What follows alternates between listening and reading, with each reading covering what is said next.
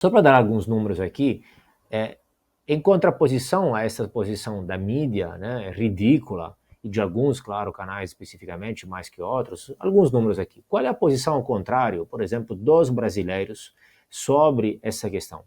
Nessa semana foram feitas algumas pesquisas que mostram o seguinte: 78% das postagens brasileiras nas redes sociais apoiam Israel, pesquisa da Quest. 84% dos brasileiros que querem que o governo fique ao lado de Israel, pesquisa do Estadão.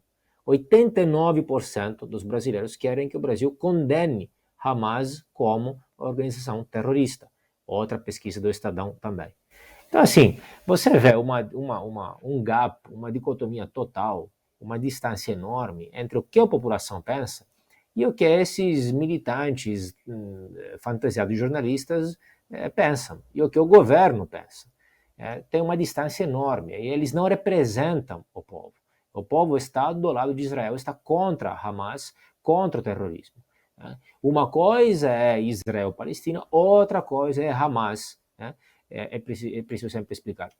No caso do foguete do hospital, se não era, inclusive, Renato, é claro que está tendo várias notícias o tempo inteiro, não foi nem exatamente Hamas, foi a Jihad Islâmica que lançou aquele foguete, que teria sido interceptado pelo Iron Dome, o escudo missilístico de Israel, que joga outro míssil para pegar o foguete no ar, e aí foi destruído, e aí os destroços caíram lá no estacionamento do hospital, etc. Inclusive fez muito menos mortos, claro que é uma tragédia mesmo assim, cerca de 40, se não erro, menos mortos do que dos 500 que foram antecipados.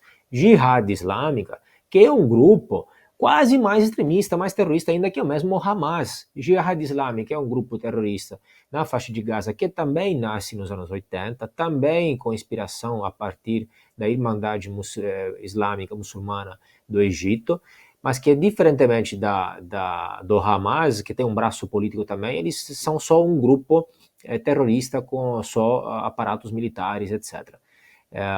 E hoje a situação de Israel é tão complicada que está sendo atacada, de fato já, por 3 frentes diferentes.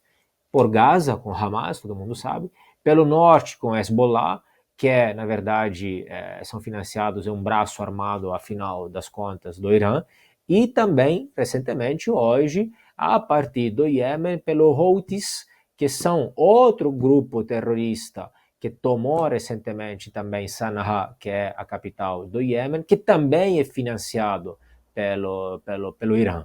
Então, assim, existe, repito, uma dinâmica que já vimos nos outros episódios, né?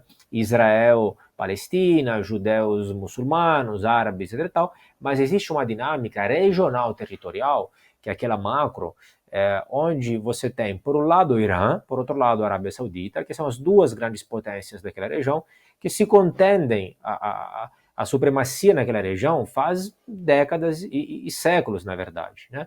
E aí acaba tendo essas guerras por procuração, Hezbollah, Hamas, etc., quando na verdade por trás é o Irã, mesmo se eles ainda estão negando, mas na verdade tudo mostra que teve até fotos, vídeos de foguetes de Hamas utilizados que eram foguetes e mísseis do Irã. Então, existe também essa dinâmica. E a pergunta que você levantou, como seria um eventual Estado da Palestina? Eu acho que nós temos, claro que ninguém tem a bolha de cristal aqui, mas temos algumas sinalizações, alguns indicativos. Seria muito similar ao que é atualmente. Né? Atualmente, você tem um partido, Hamas, terrorista, que é uma ditadura desde 2016, que não faz mais eleições, desde 2006, que não faz mais eleições.